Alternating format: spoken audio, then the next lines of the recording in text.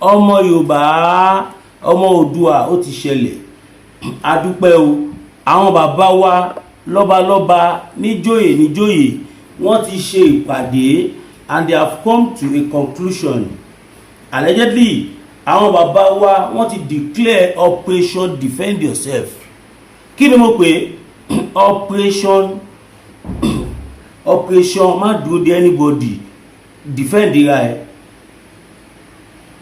Àwọn bàbá wa ní ká sọ fẹ́yìn èèyàn wa gbogbo ọmọ Yorùbá káàkiri all over Nigeria láti ilẹ̀ Haúsá délẹ̀ wọ́n ní kí everybody máa bọ̀ nílé torí pé kí ni dùgbẹ̀dùgbẹ̀ kan mì lókè tójú àwọn ọmọdé lè má tí tò ṣùgbọ́n tójú àwọn tó jágbàlagbà ti rí wọ́n ní ká máa bọ̀ nílé nísìnyí kódà ìbá má ìjáde wá sọ̀rọ̀ yìí ṣùgbọ́n nígbà tí mo rí tí ẹnìkan ajìjàgbara kan ní Nàìjíríà tí gbogbo wa mọ̀ dáadáa bí owó nígbà tó náà tún wá sọ ní mo fi wá rí pé information tó fún mi confam ni o bẹ́ẹ̀ ni torí tí ó bá confam ẹni tó sọ yìí náà kò ní sọ mo máa play evidence fún yín o àwọn bàbá wa ti ṣe ìpàdé wọ́n ní ká lọ fọkàn wa balẹ̀ wọ́n ní wọ́n láwọn wà pẹ̀lú wa wọ́n ní ká lọ fọkàn balẹ̀ wọ́n ní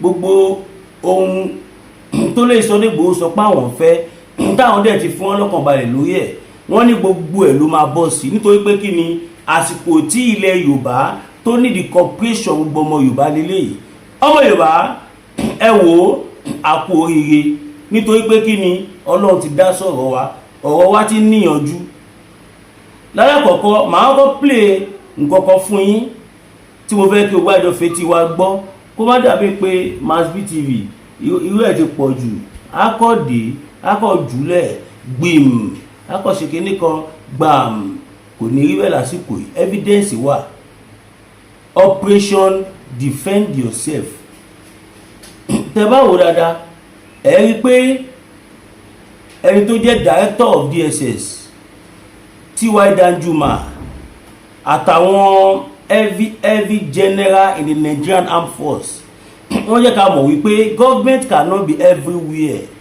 wọ́n ní ká má dúró de DSS ká tó defend ra wa ká má dúró de army ká tó defend ra wa mọ́ ṣùgbọ́n àwọn èèyàn wá ń béèrè àwọn ìbéèrè kan wípé ṣé kò ń ṣe èyí tí Fúlàní wá ká àwọn mọ́lé táwọn máa defend ra wọn tán tó máa jẹ́ pé àwọn Fúlàní tó máa jẹ́ pé Fúlàní ẹ̀ máa wá padà ṣùgbọ́n àbùkù àbí kankan tẹ máa ní kọ́ lọ tì àwọn mọ́lé tó ti ṣẹlẹ̀ rí bẹ́ẹ̀ ó ti ṣẹlẹ̀ rí àti rí ọmọ Yorùbá kan tó defend ra ẹ̀ tẹ́mi dẹ́ bọ̀ lẹ́nu Fúlàní yẹn tí wọ́n at the end of the day wọ́n sentence ẹ̀ is it life imprisonment àbí kíníkan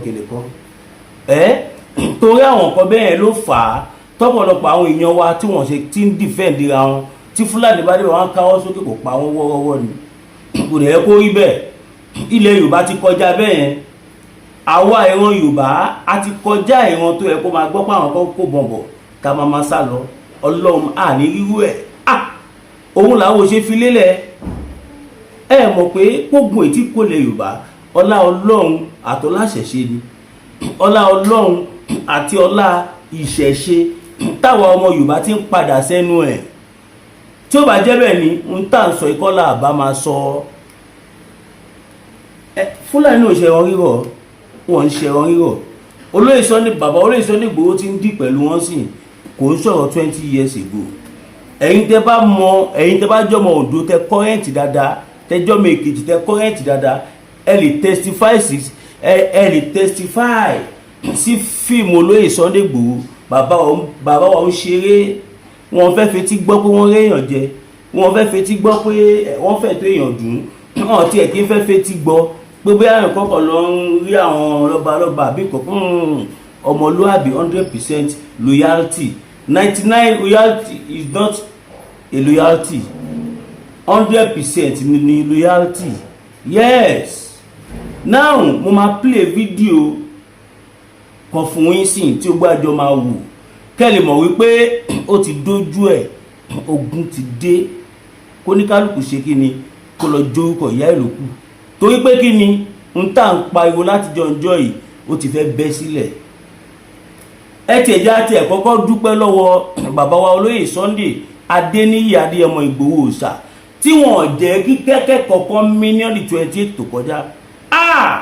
Kábíyèsí o, ọba ní kọ́kọ́ lọ ṣe kábíyèsí fún o, kábíyèsí olúwa mi Ìgbòho Òòṣà, owó ọba dání ẹkùn ọkọ̀ Fúlàní Àjànàkú kọjá mo rí nǹkan fìrí tàbá rí kánà rírin ẹmu ẹkì ẹran bí ó rẹ̀ kọ́ ládé èpà Aláàfin ò ládé èpà adé aládìkún lágbàfà Aláàfin má dẹ̀ òjò pàṣẹ kẹrẹ má dẹ̀ ọmọ Àtìbà ọmọ àjòrò sùn. Mo kí olúwa mi Ìgbòho Òòṣà bàbá kò ní bàjẹ́ fún yín.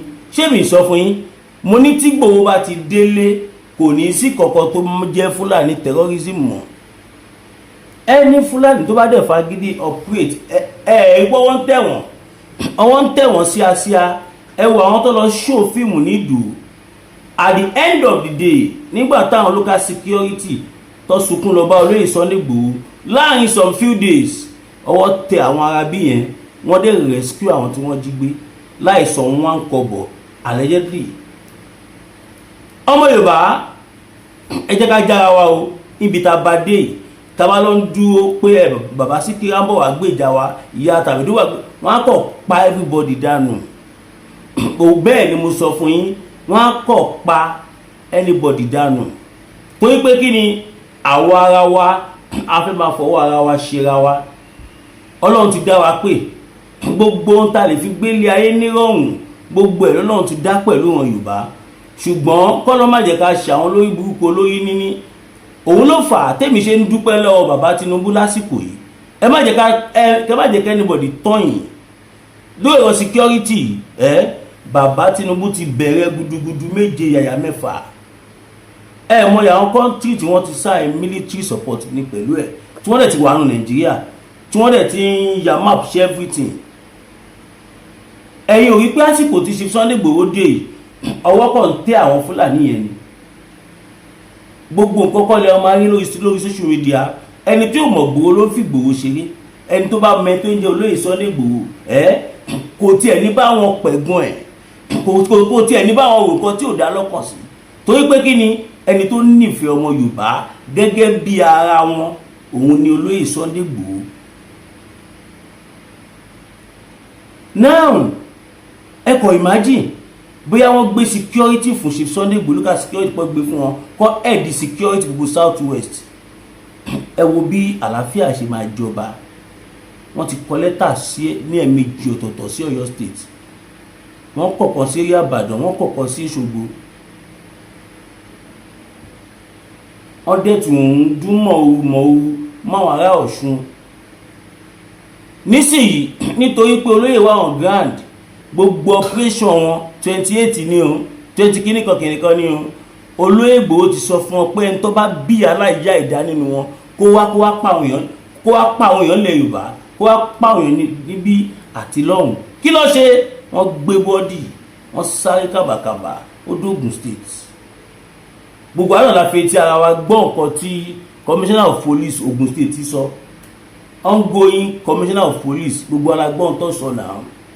Wọ́n ní nísìnyí báyìí àwọn Fúlàní ajínigbé tó wà armed to the teeth wọ́n ti kún gbogbo Ogun State bam pàápàá jùlọ Ìjẹ̀bú èmi ní Rẹ́mọ ní o nǹkan kan ní o Ìpara ní o gbogbo Ìjẹ̀bú àṣẹ wọ́n ti fi bẹ̀ ṣe lé wọ́n ti wà bẹ́ẹ̀ bìbà.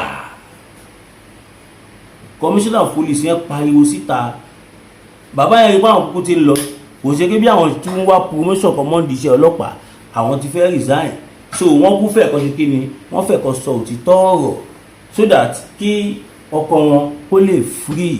Ọmọ Yorùbá tẹ bá rí àwọn nǹkan táwọn olórí burúkú Fúlàní ìtọ́ kó wọlé ẹ̀rọ Ọlọ́run á bá yín kó tó di pé ọ̀rọ̀ mi máa gùn jù ẹ ká sáré jọ wo fídíò yìí. Anybody wey see wey cross your path kill am. You wan carry dem go mortuary go. Ẹ káàbọ̀ padà ènìyàn wa ṣé iná ti rí fídíò yẹn very dark man ló ń pàṣẹ ń bẹ̀ yẹn àbí ẹ̀gbọ́dá kí n tún play fún yín. Ó ní anybody tó bá fẹ́ cross party wọn kópa fẹ́yìn tẹ́ bá gbọ́ dáadáa kẹjẹ́ tuntun play kó má dàbí pé àsọdùn ká farabalẹ̀ jọ gbọ́ kíní yìí. Ẹ má jà fetí ọ̀tẹ̀ gbọ́ o, kẹ má lọ ló ń dá wàhálà lẹ̀ nílùú rárá o. Very dark man dá wàhálà lẹ̀ o, reality ló sọ o. Ẹ gbọ́. Anybody wey see wey cross your path, kill am. Ẹ gbọ́ abẹ́ gbọ́. Àṣírí ni. Can you imagine? Àwọn Plateau State ni ẹ o, wọ́n ti yarí pátápátá, wọ́n ti yarí tán yányán. Ọ̀nà ẹni máa pa, ẹni tó máa pa ẹni tó pàdé ẹni tó máa pa. Lẹ́sẹ̀kẹsẹ̀ gọ́vnà Plateau, èmi ò tiẹ̀ mọ̀ pé gọ́vnà yẹn wà láyé. Èmi rò pé bí àwọn ní gọ́vnà ni, torí wọn gbọ́dọ̀ ní gọ́vnà kí nǹkan bẹ́ẹ̀ máa ṣẹlẹ̀ kó máa sá ọmọ líle kọ̀ọ̀kan tí wọ́n tẹ̀lé dúró tán. Nísìnyí báyìí very dark man ti lọ jíńjà wọn, ó ti jíńjà wọn pé any terrorist tó bá tún ti fẹ́ pa yín tẹ́ bá rọ́pọ̀ tó dàjú fẹ́ lára yín ẹ pa wèrè dànù. Anywhere tó bá dẹ̀ ti fi lè pa Fúlàní lórí kó fẹ́ jíyàn gbé àbí nǹkan kan tí any government security or parastatals tẹ́ bá lè fẹ́ mú èèyàn bẹ́ẹ̀, gbogbo àwa ọmọ Yorùbá a máa ya jáde, a dẹ̀ máa ṣe peaceful protest tẹ́ máa fi mọ̀ wípé ẹni láti fi wọ́n lẹ̀ kíá.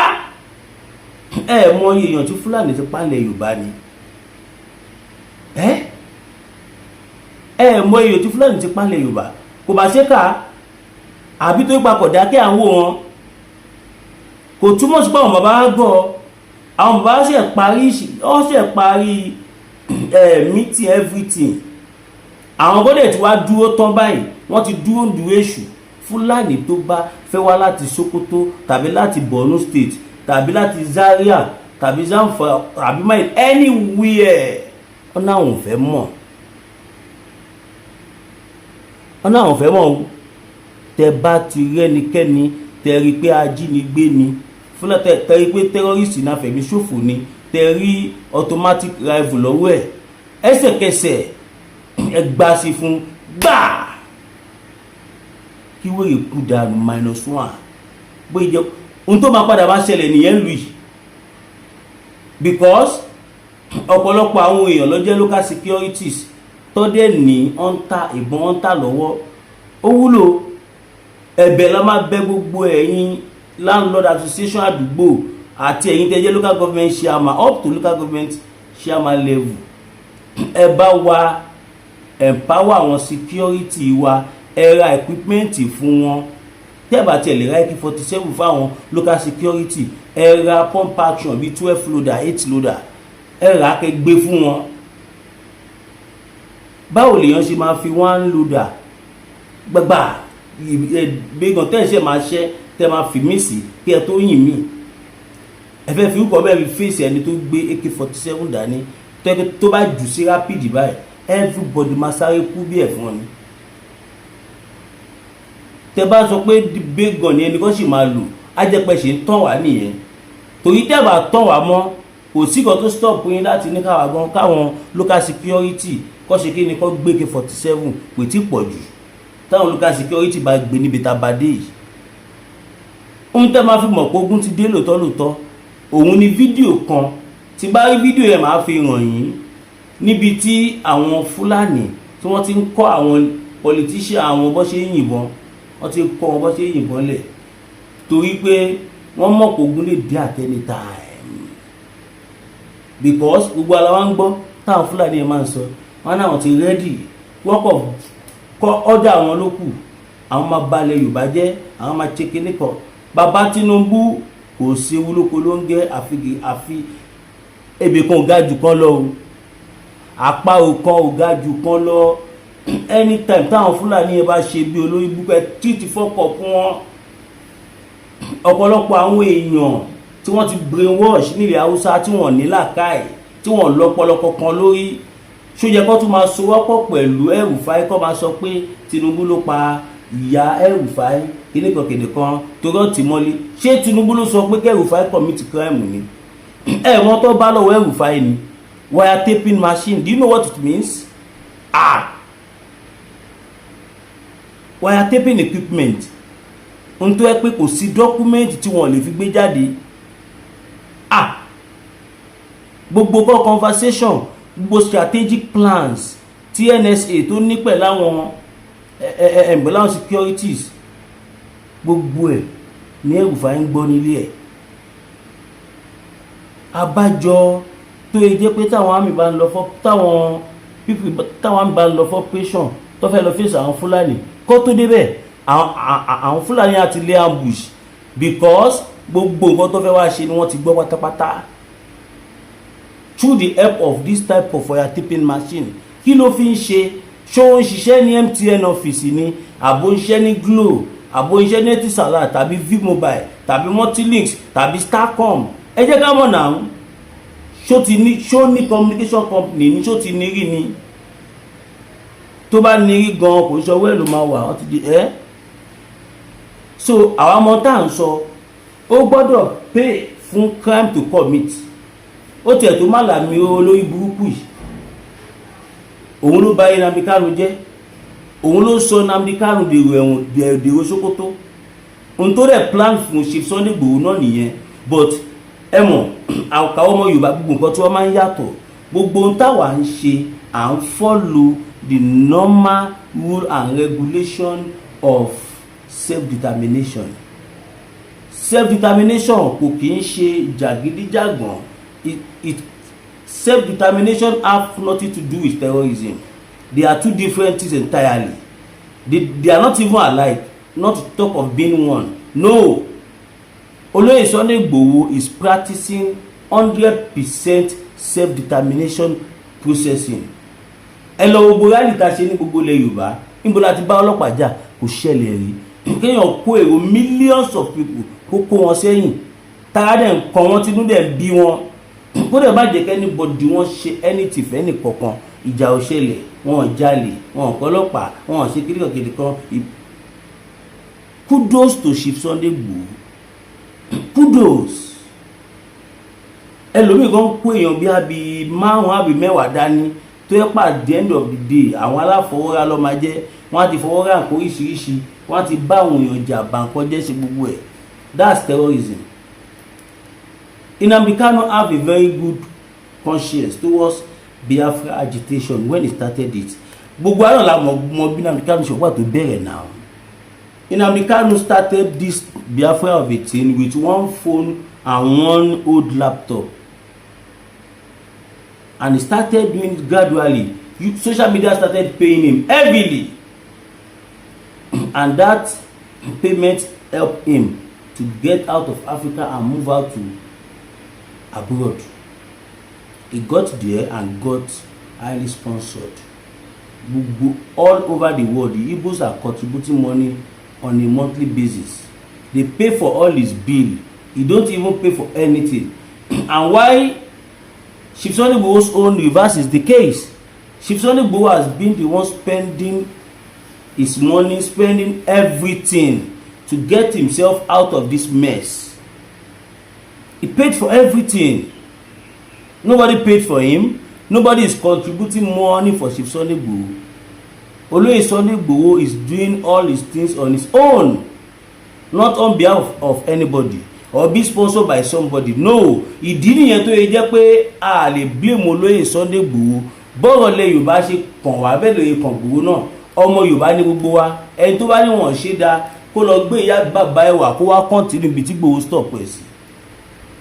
Kábọ̀síbọ̀sí, Yorùbá nation is still very alive.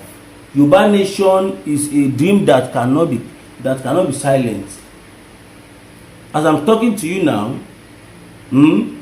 lówe là ń lò àgídí ìgbó, ọlọ́gbọ́n ní jo ọ̀mọ̀ràn ní mọ̀. Ọmọ Yorùbá, ẹ jẹ́ ká jára wa ká lajú ara wa o. Ẹ má jẹ́ ká tako Olóyè Ìgbòho mọ́ o. Ohun tó máa jọ pé gbogbo wa nìkan tí wọ́n lọ ṣe lọ́hùn tó bá gbé security fún wọn nísìn tí àlàáfíà tí ọkọ̀ jọba ńlẹ̀ Yorùbá ní gbogbo South West State tàlàáfíà jọba ṣe rò pé inú anybody ní dùn ni. Àwọn tó wà lóyìnbó gan wọ́n á bẹ̀rẹ̀ sí ní fly wálé láti wá establish mọyé ọmọ Yorùbá tó ti di multi-billionaire in dollars. Ẹ jẹ́ ń kí n lo ẹnìkan fún yín tí ẹ lè mọ̀ dáadáa bàbá wa Pa Ògúnlésì tí wọ́n ní airport mọ̀ airport tí wọ́n ní diaspora not in one continent o not in one country o wọ́n ní káàkiri all over the world. He owns Gatwick airport and some other airports. Imagine kó jẹ́ Nàìjíríà lọ ṣe nǹkan yẹn sí mọ̀ bẹ́ẹ̀ kọ́nà mi wá ṣe máa skyrocket. Kò imagine gbogbo àwọn nǹkan pẹ́pẹ́pẹ́ tí ò fi bẹ́ẹ̀ jọjú lóyìnbó torí pé ó pọ̀ lọ́pọ̀lọpọ̀ yanturu lóyìnbó tó gbé wá sílẹ̀ Yorùbá sọ fún mi tó bá gbé wá sílẹ̀ Yorùbá ó máa jọjú gan. Mọ̀ ọmọ Yorùbá tó fẹ́ gbé investment wá ni mọ̀ àwọn foreigner tí wọ́n ní interest nínú Nàìjíríà torí population wa. Yes, your population will determine your sales. Nigeria is a commercial country tó yẹ pé tí anybody kò sí nǹkan tó lè matter tó bá gbé wọ Nàìjíríà wà á ráhùn tó ń wa tó fẹ́ rà ẹ pàtẹ́wọ́ fún wa. Now kó máa dàbí pé a ò débi ẹja sáré dókè ọ̀hún. Now ọmọ Yorùbá kó má dàbí pé mi sọ̀rọ̀ yìí for now gbogbo àwọn Baba Mayegun I have to drop his advert for now due to some reasons tó are very very important. So ìdí nìyẹn tí for now I will ask everybody to stop the patronizing for now dìgbà tí ọ̀rọ̀ tá à ń fà àbí tó máa fi yanjú. So tó bá ti yanjú jáde tá a ti rí pé òótọ́ lélẹ́yìí irọ́ lélẹ́yìí then we can come back and continue. But for now I'm stopping the advert for now and I will advise any of my fans henceforth anybody tó bá lọ báyìí you are on your own. It's not on my own, you are on your own. Ọ̀yọ́ ló wà o. Àwọn fámìlì yìí lé ní Kwara pẹ̀lú mọ̀ yìí o. Olóyè Sunday Igboho ní ọ̀dọ̀ bàbá wa IBD.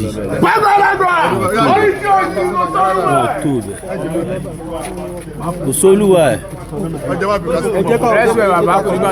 Kò sọ́mọ náà. Ajá Sọlá. Ó tì í. Kò sí òyìnbó sí òyìnbó.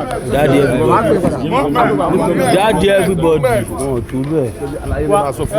Movement. All the driver movement.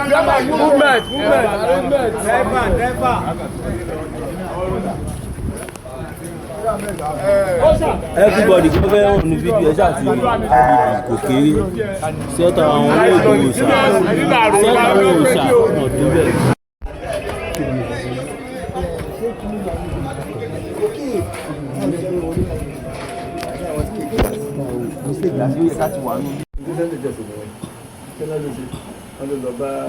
Sẹ́ríkì Fúlàní tí wọ́n bá táwọn kidnapper bá báyọ̀ tó bá mú yàn gbọ́dọ̀ máa ń bá wọn bọ̀ wọ́n tí wọ́n bá ti kí nìkan gbọ́dọ̀ máa ń bá wọn ṣe pé nítorí àtọ̀ náà dúró ìgbà wọ́n jẹ́ kúrò nígbà láàrin ìjọ mẹ́jọ. Ọ̀gbẹ́ni ò sì jẹ́ kó dúró lórí kó dúró lórí ó dẹ̀ fún gbogbo ìgbìngì tó ń fẹ́ àwọn àníkàní ìgbìngì tó tẹ́lẹ̀ kọ́ lọ́kùnrin lọ́nà ìjọ ìpadà síbẹ̀ mọ́ gbogbo tó ti bẹ̀rẹ̀ ìjẹ̀rẹ̀ ló tún sí pẹ̀lú area commander tó wá dúpẹ́ lórí olóhùn pé òtọ́ bojú lókè ṣíṣẹ́ mọ́ ayé ìmọ̀lẹ́ ìgbélẹ̀ káàbí ilé ìjọba bá lọ sílé ìwádìí àtọ́jú ìgbéga àwọn ìgbélẹ̀ tó mọ́ dúpẹ́ lórí olóhùn tó gbogbo ọdẹ ti lé pẹ̀lú láti àbísí àbísí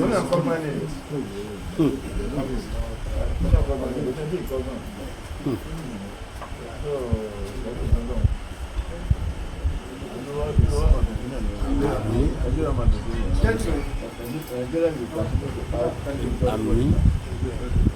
Thank you, sir. ẹ jẹ́ ká máa lọ́ta ẹ̀jẹ̀ tí bàbá àti olóyè Sunday nìkan. Bàbá àtọmọ fẹ́ sọ̀rọ̀.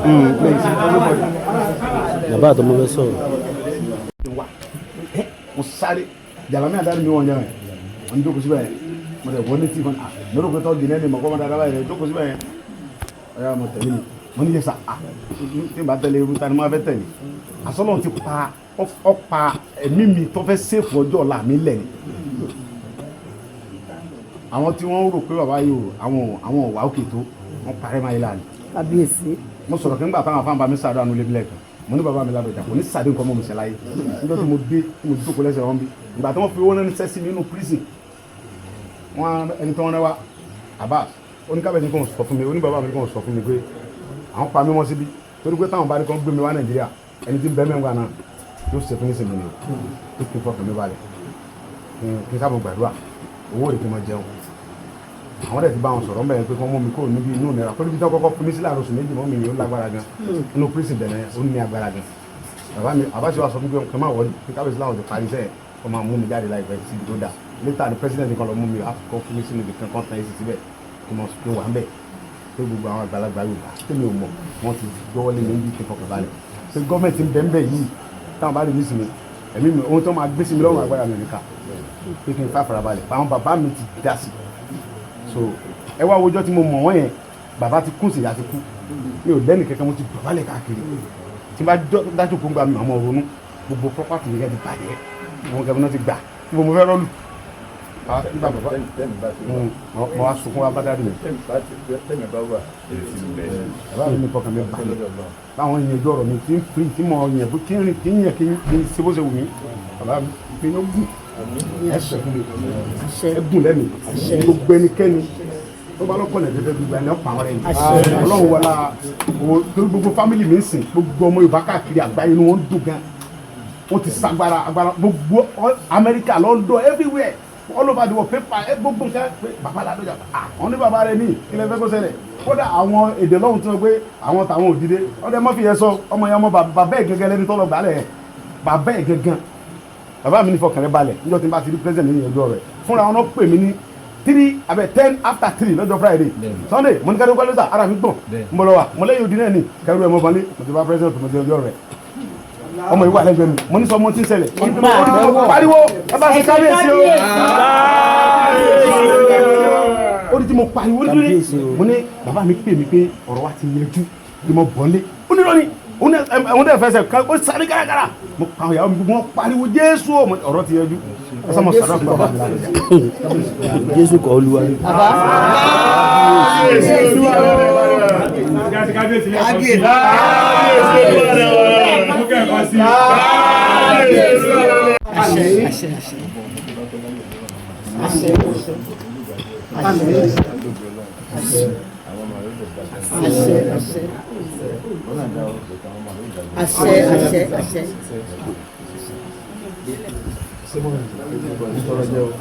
wọ́n lè ní tọ́ jẹ́